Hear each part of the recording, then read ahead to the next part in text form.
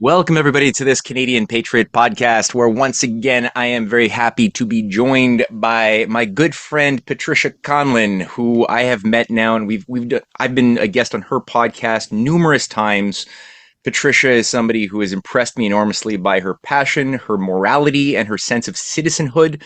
As somebody who is a mother, somebody who is an entrepreneur, but also a patriot, both of Canada but also the world. She knows multiple languages, very, very committed to diplomacy, especially on the Russian front, where I believe you speak Russian, right, Tish? A little bit, A yeah. little bit of Yeah. Russian, all right? That's an asset. So we Я in getting to немножко. Я немножко говорю по-русски. there you Yeah. go. All right, put her on the front lines, people. No, but we definitely need peacemakers who can collaborate and communicate intercultural dialogue at a time where Canada has been set up to fail in a big way, where we've been an instrument for empire and a drive for war, even in the Arctic, where Justin Trudeau and, as far as I could tell, Mark Carney are pushing full throttle on militarizing the Arctic in preparation for some form of war with Russia as well as with China. And there's so much Polyev opportunity. too. Huh? Polyev's doing that too, And pushing the Arctic. Poiliev is Yeah. on that side too. Eh? Okay, well there you go. So you've got this insane full spectrum dominance, dark age thinking that's destroying the lives of our kids and unborn grandkids. And most people have no idea, but we're at a time right now where there's a systemic change. She's run as a candidate for the People's Party of Canada now on a number of occasions. We're coming up to an election in a few weeks, very, very quick. And there's a lot of things that she's bringing to the table that I wanted to just help do my part as an amplifier of some of the thoughts and policies that you are representing and fighting for to bring about peace, to bring about economic rehabilitation. So Tish, I'm gonna put your website in the description box under this video so people can go support you if they're living around York Durham, which is your riding, that they could go and help you. I'm supposing that you're going to be looking for volunteers. Thank you for taking the time, though. How are you doing? Well, a little bit tired. It is running a campaign. It's exciting, exhausting, and it's draining because you get everything, and every single day you get the Trump derangement syndrome, you get the never Polyev, and you just got to get Carney out. So it's great practice actually talking to people and trying to move the needle, like right, and educate them. I feel like overall I'm an educator and a unifier. And so I'm always trying to plant a few seeds if possible. Sometimes you can. So I think no matter what the outcome of the election, the work is incredibly important because our communities are broken. Drug addiction, poverty, suicide, incredible health issues, physical health issues. And this feeling of despair is kind of like perforating things, and I think more so even fear. It's just like, so whatever they think the fear is, it's either one side or the other. It's blue or red, and I think that's a false dichotomy, and that's what I'm trying to teach people is the path forward is new leadership, and it doesn't have to be PPC. I mean, I think it's a great tool. It's a great platform. It might have a few shortcomings, but we're allowed to vote with our conscience. And so what I've learned, I think I could put into place, and the foundation is there. And so it could be independence or whatever. But the existing mainstream parties, in my opinion, are so corrupt that, and really they've let things slip for so long that they're really principally responsible, all of them, not just the Liberals, for gross government overreach, of course, and much, much more. I am going to be voting for the People's Party, and I do that pretty much every time that there's an election cycle over the last few years. But I'm noticing that many people who understand what you and I talk about as far as the battle against the Great Reset, the need to reassert sovereignty over the private financier oligarchy. A lot of people who know these things, they still fall into this discourse, which I think is a bit of a trap. And I'd like to get your thoughts about this of saying, well, since they're likely not going to win and take power, let me just vote for the team that's going to win. Let me vote for the lesser of two evils. They probably don't like the Liberals, or if they like our stuff, they don't like the Liberals. But they will say, well, let me vote for Polyev. That's something I encounter a lot. I'm guessing you've probably picked up on that more, even more on the campaign trail. How do you respond to those types of responses from good Canadians who are getting a little bit too demoralized or practical in their choices.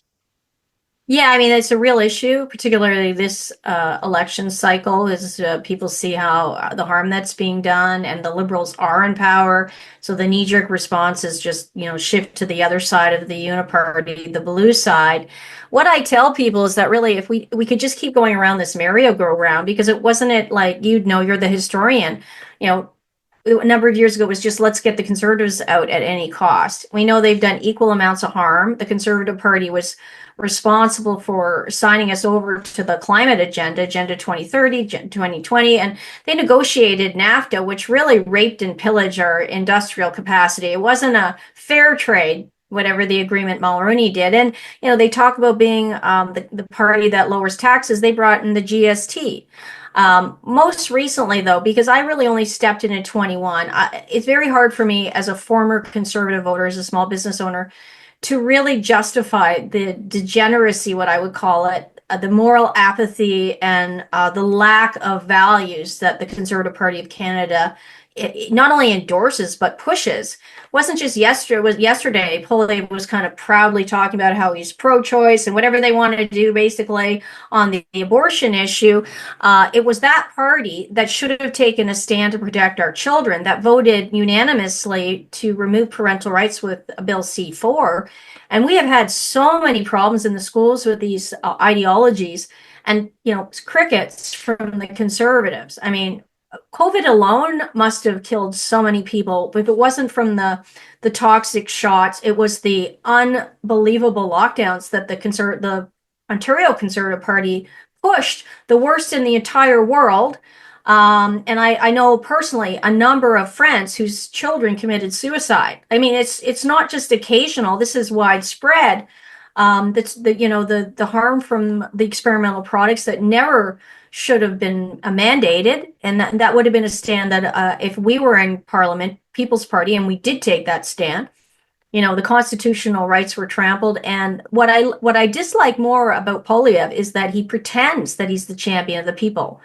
Even Trump has always said the rhinos are the worst, because they're stabbing you in the back while pretending to be your friend. So what I tell people is they should really vote for their values. A lot of people have seen the harm done by the Conservative Party. They see that the People's Party platform is better. It is superior I think on every area, economically, values, protecting our sovereignty, etc., reforming healthcare and holding people accountable. And accountability is key, but they're just that fear base. They're afraid. And what I tell people is if everyone who was afraid just stepped into courage and voted for their values, we absolutely would elect some People's Party candidate, including myself. I'm one of the strongest candidates in Canada from a performance standpoint, and I've got a great resume. I would love to get involved and to turn this country around, but it's very disheartening.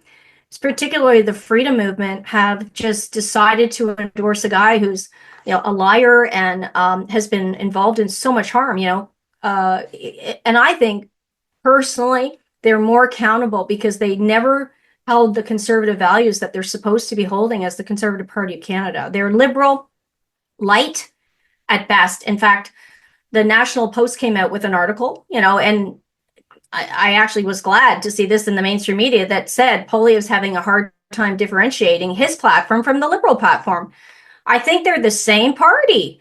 Exactly. And the only difference, I tell people, is the People's Party. We have the only different platform on that side.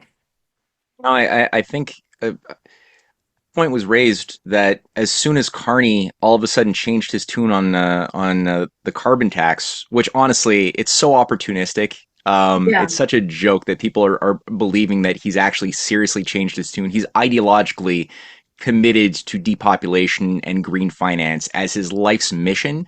But regardless, at this moment, he made a little bit of a shift, and it completely embarrassed Poilievre in some way. Maybe it was all contrived anyway, but when the entire Conservative Party campaign was on the single issue of stop the carbon tax, and Yeah. all of the campaign material was printed out, the posters, millions of dollars were spent all on that one issue, when all of a sudden Carney's like, we're not going to do that, actually. It's okay.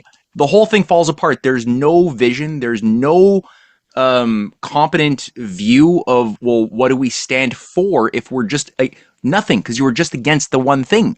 But on every other point of foreign policy, of domestic, of cultural policy, like you said, it's pretty much the liberal program, but with a little bit of blue coloring and nothing Yeah. else. Uh, Yeah. but now the People's Party of Canada is a little bit different. I mean, on foreign policy, especially, but also in global warming and the environment, you guys actually have some concrete steps and plans worked out. Could you Mhm. maybe like take people through what is your positive vision that you're standing for with the PPC that is lacking in the Conservatives? Okay, yeah. I mean, I'll try to be concise because I am going to a public debate, so this is helpful.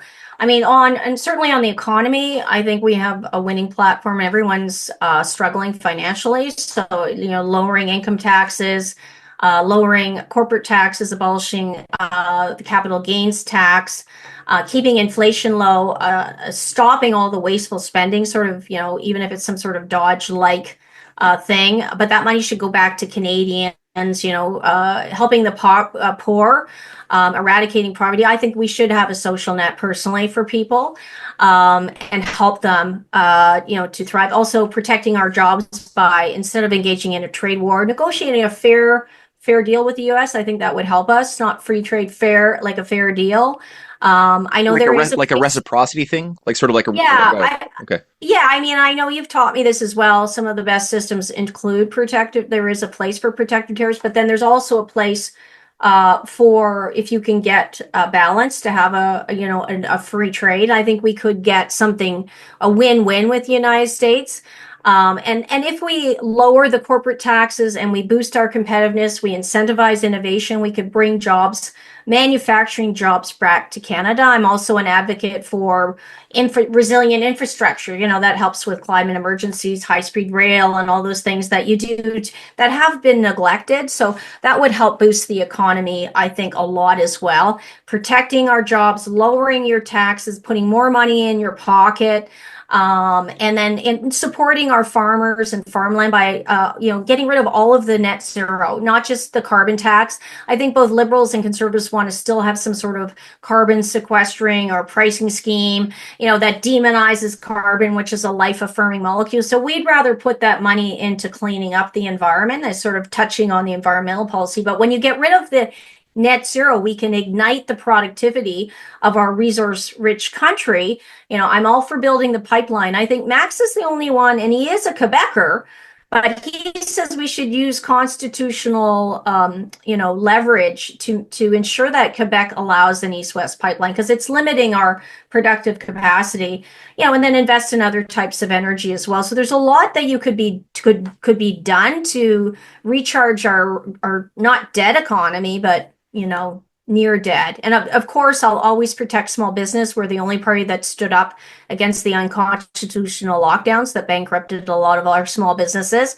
So I'm going to put a lot of work into reviving small business. And I did have Frank Stronach at one of my events. I know he's got a little bit of controversy. Some people don't like that, but he's a 92-year-old man. I say I'm a Christian, and he hasn't been proven guilty. He's done a lot for this country with jobs, and his economic ideas are excellent. He wants to even, eliminate income tax for certain small businesses. I think in restitution for what we did to them during lockdown, that would be appropriate, and also wants, things like profit sharing so that we can rebuild the middle class. So I have a lot of ideas for the economy. I ran a recruitment firm and talent solutions firm and leadership development firm, corporate firm for many years, and jobs, meaningful work is so key, along with, allowing people to save more money. Great. No, that's cool, and I appreciated your protect carbon as a life affirming molecule. Eh? It's Yeah, hilarious, but no it's one true. can say that. You can't even say that. That's like the radical thing you can say if you're PPC. You can say carbon's not a pollutant. It's like, the other thing you can say if you're PPC is there's only two sexes, male and female. It's like, you can't say that if you're any of the other parties. That's what the country has come to. Yeah, no, the it's time to throw political correctness in the dumpster. It doesn't Yeah. work. So I appreciate that enormously. The ability to break free of self censorship goes a long way. Um, On the issue of foreign policy, so what's currently now there's a bunch of hot spots. We're hearing warmongering talking heads left and right, whether in Europe or in even in the USA. There's still problematic forces with Yeah. a little bit too much influence, calling for the need to prepare for war with China, even though they're de-escalating on the Russian front.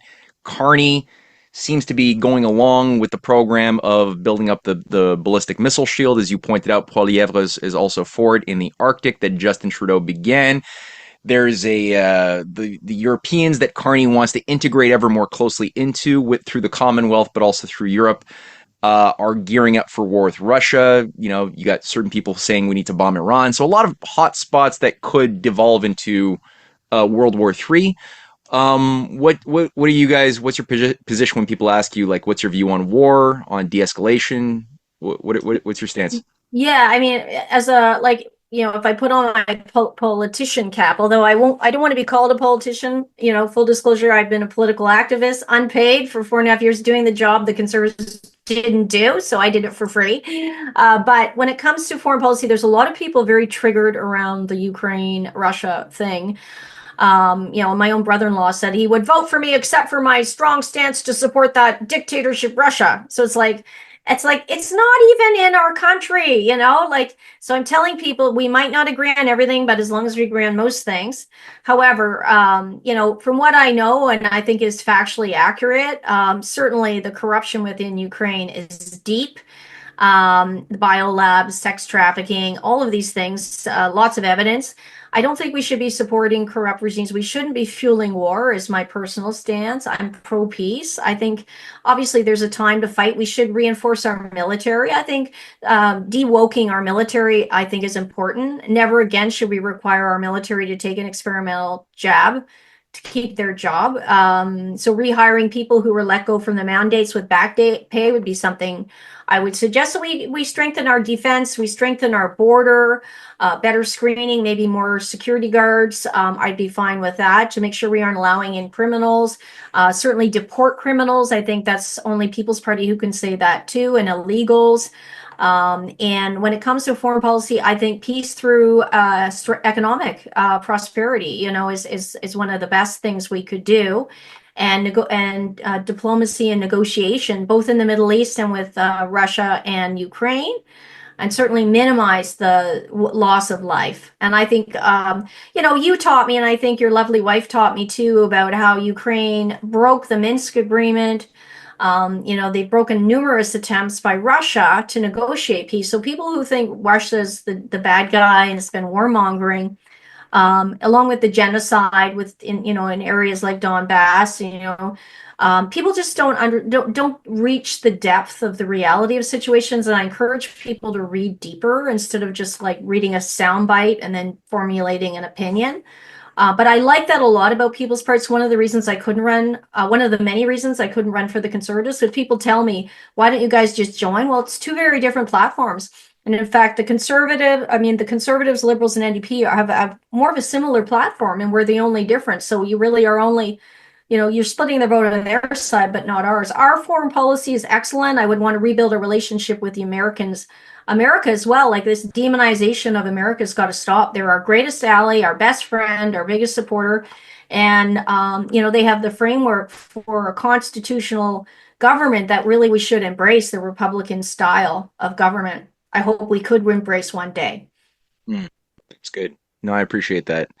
The other 2 points that I guess I wanted to just run by you would be on immigration as well as housing. So Yeah. I know that a lot of Canadians can't afford right now. That the housing bubble is hot. It's overheated beyond belief. Young people especially, can't get a mortgage. They can't. The idea of young people even owning a home we're being told, is a thing of the past. You should forget about it. But that's not a way to run a country. That's not a durable type of philosophy for a society to function. So what would be the diagnostic of why this is happening in the mind of yourself, and also Mhm. what would be some remedial measures that could be done to bring it back down to reasonable market valuations? That, I mean, currently we're not seeing that, but what would you guys be doing to bring down the prices of housing?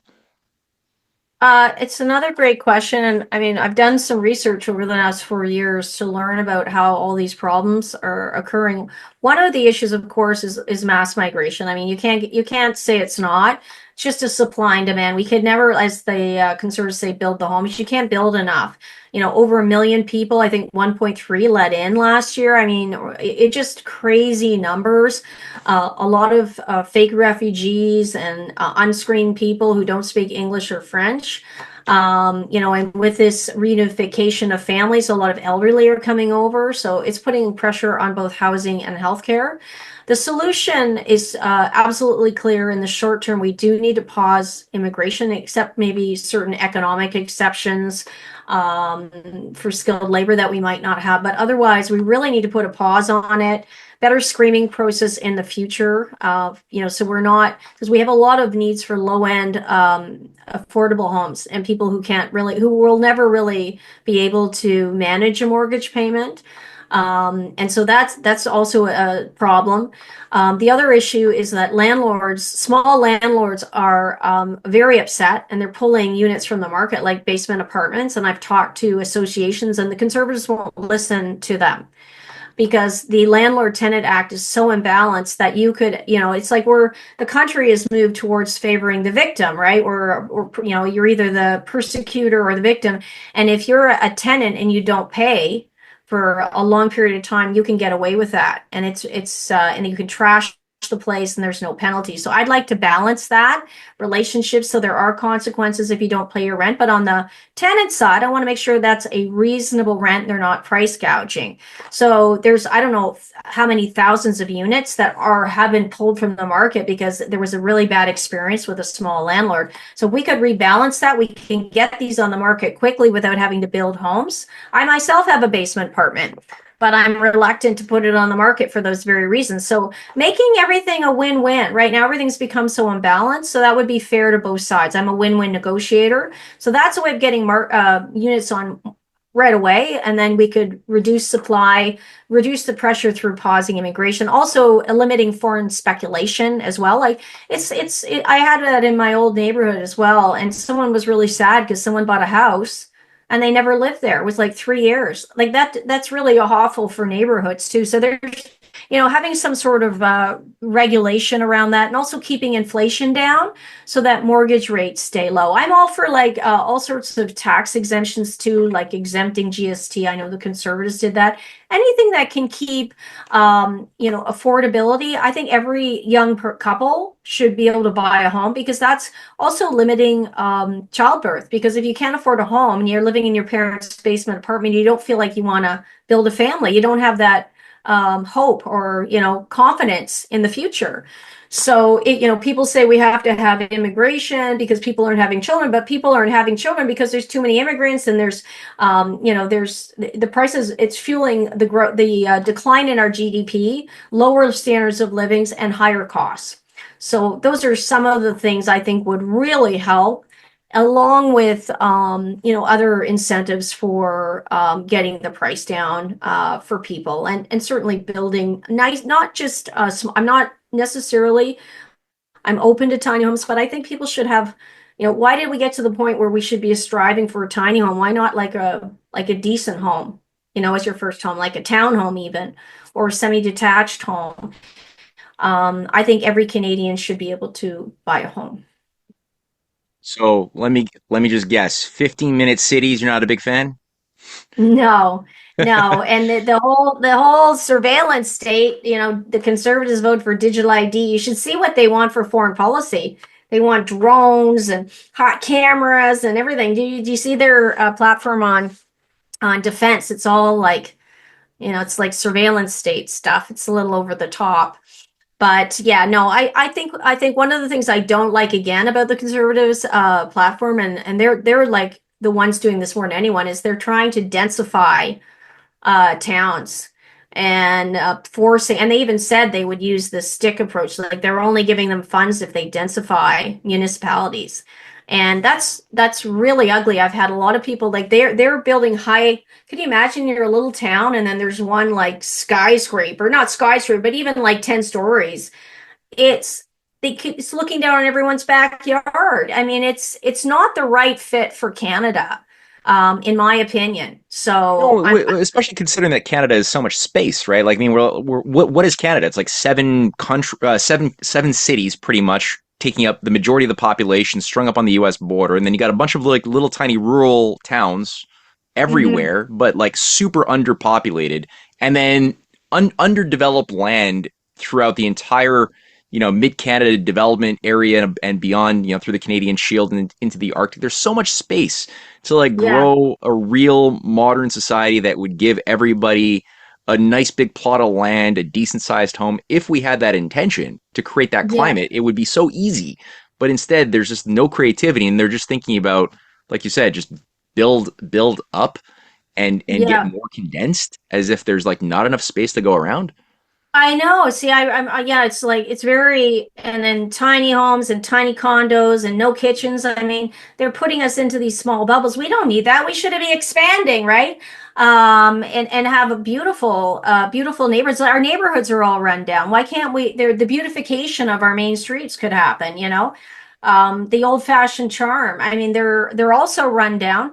The monies given to municipalities are also being squandered and wasted. I presented, I don't know, 10 times or more, local and regional council, and I think we have made a difference shifting things around climate. There, all these monies being wasted for the climate agenda, um, and other wasteful spending instead of things that could really benefit people. I mean, you wouldn't believe it's that bad, but it is. So it's just why I'm so passionate about reform, and it does trigger people, unfortunately, particularly on the right now, because they're so scared. But I have to tell the truth that the Conservative Party of Canada has completely abandoned the people, and it's not. You can't just blame the Liberals, and I think they're as guilty, and we do need new leadership. When the truths come out more and more about COVID, and all the monies that were given, certainly, or taken, and or how people benefit while other people died. I mean, I think there's gonna be a requirement for new leadership. Just not on that, but many of the other issues are coming to the surface now. It's well said. And I think, yeah, breaking out of the false left right dichotomy is really the challenge for all of humanity. Canadians are no exception to that. And there's been, we've been played like a fiddle for centuries over this formula of create a left, create a responsive right, vice versa, get them to play off each other, right? Get the party that feels, that use their emotions to become organized around empathy, while the party of reason and logic has no emotions, and they're just doing cold utilitarianism, and then you get them to fight. Meanwhile, the actual governing class managing both sides are laughing at us, thinking that that's the only, when we think that those are the only two options. But the idea of principles, moral principles that transcend left and right, are just lost in the chaos. So I It, appreciate what you're doing. it's Is a there any? narrow path, but I see as things go along that in the future, I think this will be recognized. And yeah, I can't say where we're going. There's also this whole group that are, I'm giving up on everything. I'm the 51st state. Now, I personally, I'm a nationalist, and I wanted to address this too, because although they have a better system, right, and in some ways we really couldn't function without their support. Certainly right now, but if we were to elect people like myself, I'm not saying me in particular, but like people like the PBC with more of that framework to restore our country and our sovereignty, it could be excellent. Like we're rich, we could be a rich sovereign country, like you say, the vision of everyone having a wonderful home, figuring out a way that we aren't just allowing people to rape and pillage our resources, and there's some sort of royalty like they had in Lebanon, other places, right? So we can give the money back to the people. I see a vision where we can incentivize childbirth. Like Hungary, they even like there's no income tax if you're a mom because that's a full-time job, and they're in, we have to be supporting the people who are doing this great job of building our future workforce and our population, and making life better. I mean, I think all of that's possible with the right leadership, but we aren't going to get it by spinning around with the same people. Their thinking is off. Like, they are programmed incorrectly. They believe things that are just false. A lot of them. They believe the climate narrative. They believe Ukraine, we should be funding death to Russia. I mean, these are huge ideologies that are wrong, that are harmful to Canada. And they're in most of the Conservative Party as well as the other parties, not just the other parties. So yeah, I don't know how we get there, but I'd love it if we could restore Canada. I think my vision would be if we had a significant number, who knows, anywhere from 5 to 40 PPC candidates in Parliament this election, because it's critical, and some of the best Conservatives. If the worst Conservatives would drop out and let the PPC candidates win, I think that could really save Canada. As it's looking now, though, the polarization is really extreme, so I'm not hopeful for PPC's success this election, although I still think it's critical to vote because it sends a message to Ottawa. People say, what's the point? Well, it sends a message that we need reform, if nothing else. That's the sort of some of the things I hear, and I feel like I have to stick to my guns. Certainly the way Conservative Party Canada is structured now.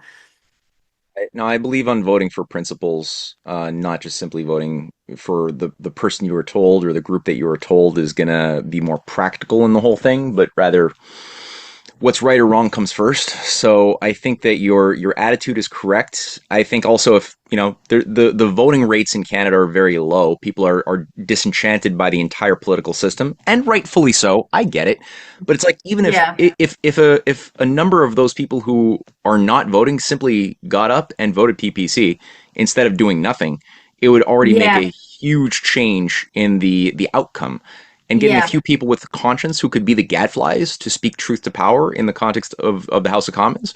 I think that could be also. It's people underestimate the power of a truth teller, right? That kid who says oh, the emperor has no clothes, yes, it can have a huge nonlinear effect. So to be able to oh, get a few PPC candidates like yourself, who are some of the best Canadians that I know, in a position where they have a serious voice in policy circles and have a caucus, maybe that would be a big win. So I totally it agree. would. I do feel, I can honestly say I feel quite sad about this because I have a really good resume. I'm really motivated.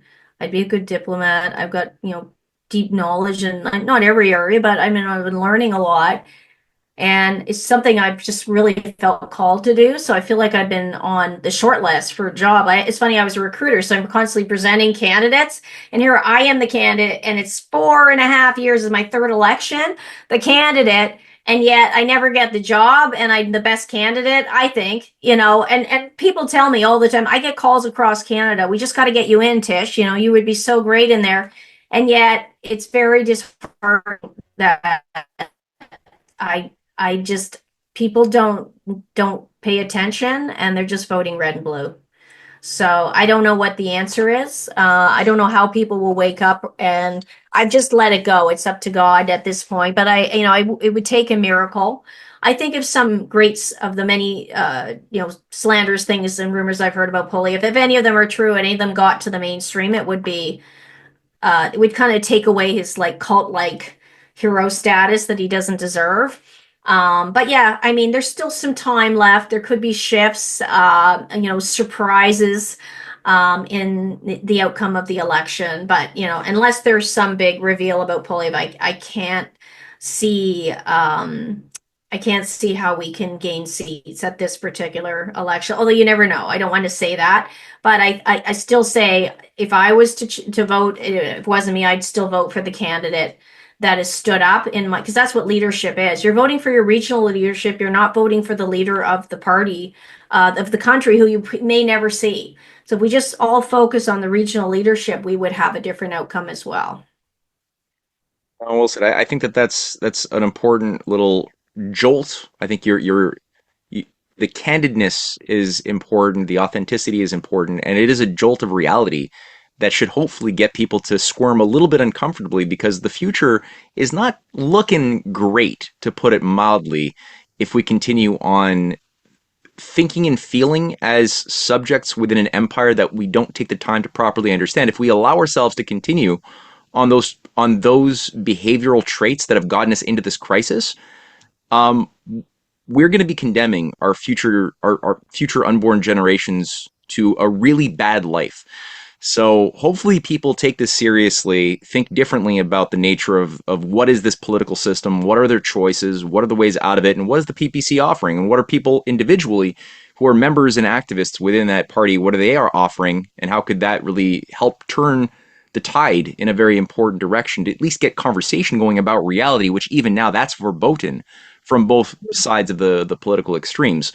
So thank you, Tish, very much for doing what you're doing, for being consistent, and I look forward to our future chats going forward. Any last words for people who are listening who might want to either know more about your campaign, how they could help out, whether they're in or near Durham or whatever? Like, what is your general message for citizens and followers?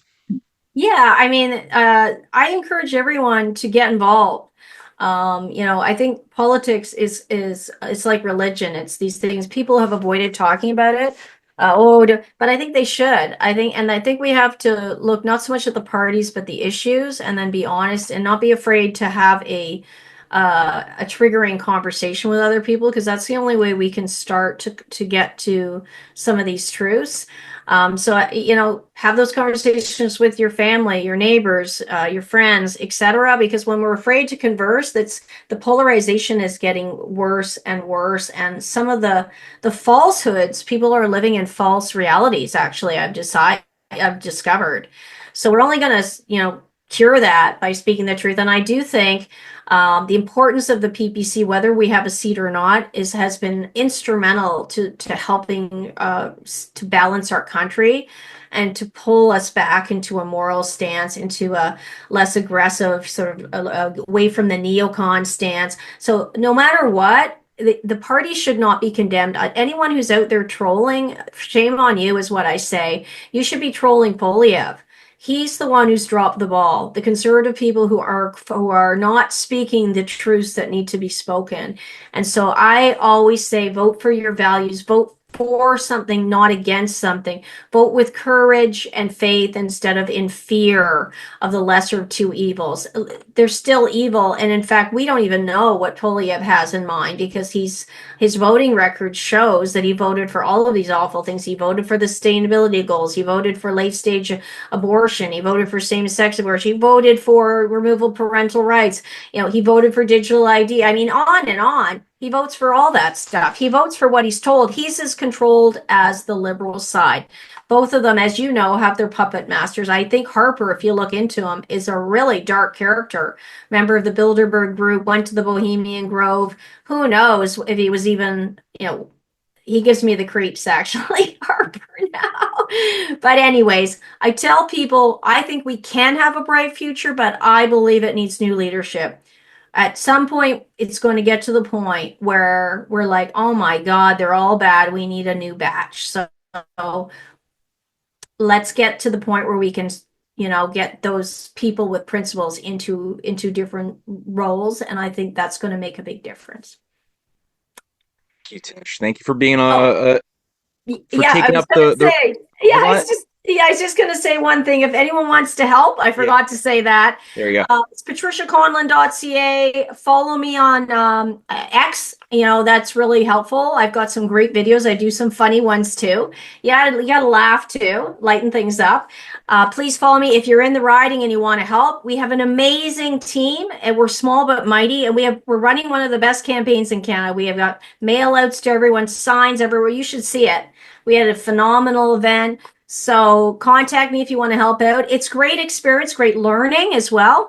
Much better speaking to people and understanding the reality of the situation at the door than exchanging videos on social media. You're not getting the reality there. So that's my, just wanted to let people know.